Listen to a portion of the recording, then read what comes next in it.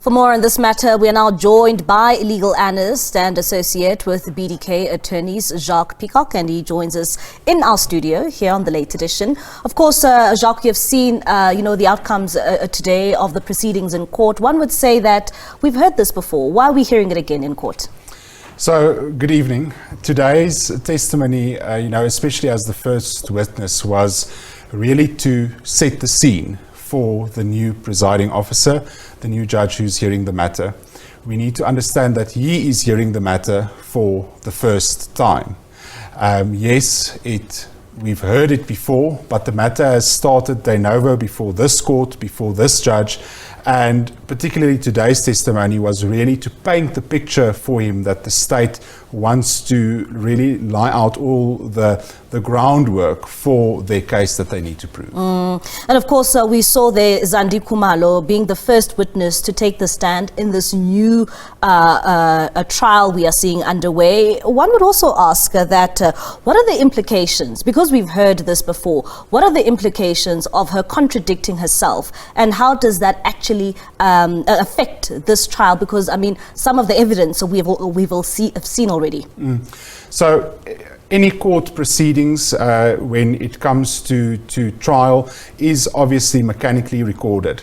And those mechanical recordings can be transcribed into the record.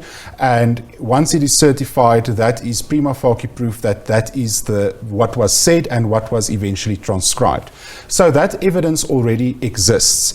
It also begs the question, why is the state not in a position to tell the new judge, here is the evidence, we can please read through the transcript, and we picked up where we left off. But for a new presiding officer who starts the case de novo, he needs to be able to observe the independent recollection of the witnesses' versions. That also gives the opportunity for the state and the defense alike to compare those two versions. So let's say, for example, a witness made a statement at the police station. When the witness comes to testify, it's not sufficient for the state to say, here is the statement, we are handing this up as evidence. The witness needs to give testimony to that effect. So those previous transcripts will have the same effect. They can't just be handed up, but they can be used should there be certain contradictions to say, but wait a minute, you have previously said this under oath, and now you are changing your version. And it might be an advantage or disadvantage for both the state and the defense alike. And of course, we have seen those who have been accused of the murder of Senzo Meyiwa. They've pleaded not guilty. Is this something that we expected?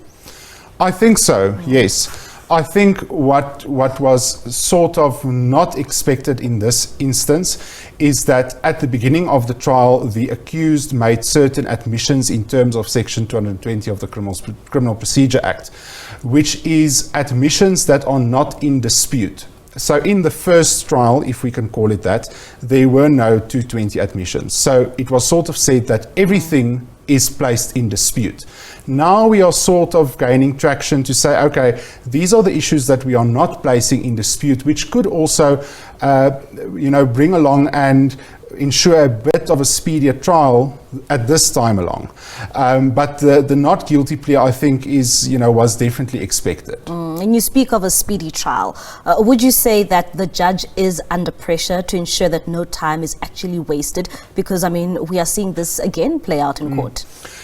And that's the very fine line that the court will have to balance between the accused constitutional right to a speedy trial, or to have a trial begin and end without undue delay, and their right to a fair trial. The judge can't obviously be expected to run through this thing and finish it within a week's time, because that will or might potentially cost them their right to a fair trial. So they'll have to gauge, how can we sort of ensure that their right to a speedy trial is protected without going into this thing in haste and trying to rush it off, because we're now seeing it for the second time. And of course, we are indeed seeing it for the second time. At what point can this actually result in a mistrial? I think this case has sort of seen a lot of theatrics. It has reached the news not only due to the popularity of the victim or the deceased in this matter, but everything which has surrounded this case. So I don't think that this is the last of the theatrics that we'll see in this matter, and we might be in for a few more surprises. But at the end of the day, the accused, need to have their trial, and the matter needs to be adjudicated upon. What is the likelihood of this trial starting again from scratch? And have we seen this before take place in this country? I think this was sort of a peculiar situation. It is not uncommon for a trial to start de novo for various reasons. However, it is quite a special scenario where the presiding officer is suspended by the president due to a number of factors, reserving judgments for an extended period of time in civil judgments, etc. And therefore a new presiding officer having to be appointed. We've also heard that Judge Malmela is apparently struggling with his health. But I don't think that we would expect it to start de novo in front of another presiding officer again.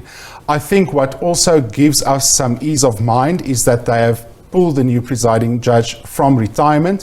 So possibly this is the only case that he will be hearing. His attention will be devoted to this. He's not a judge who will have judgments that need to be written while listening to a week-long trial, well, at a stage weeks-long of trial.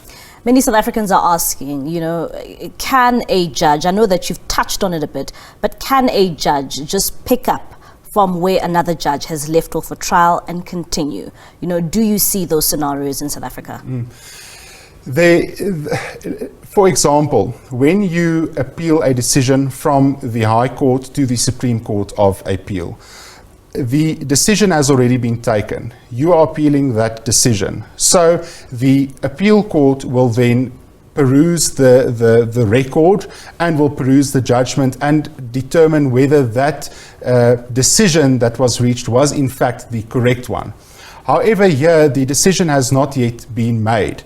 So I think it would be unreasonable and quite improper to expect a judge to just jump in where the previous one left off. We have touched on the whole thing that the judge must be able to observe the independent recollection of events by all the witnesses, and he needs to apply that observation fairly to everyone who testifies. I think sometimes, we often forget that judges are also people, and there is always that sense of subjectivity. I'm not saying unfairness, but how I experience something is different to how you experience it. But what needs to be ensured is that that experience that will eventually come to the decision is the same. And just lastly, in closing, what are your expectations of this matter? How long can a matter like this take? I mean, there are a number of accused here, and of course, we've even seen it the last time. How long can this matter now take? Because this judge is solely focusing on this case. I don't think we should be hopeful that it's going to be over in a flash. I think this matter is still going to be with us possibly for a few years. Even though this judge might be able to focus his sole attention on that, we need to remember it depends on the availability of all the accused representatives, the state's availability, and the state resources. I mean, a courtroom needs to be available. Our court rolls are heavily congested. It is not even, to say that we have a courtroom available all the time.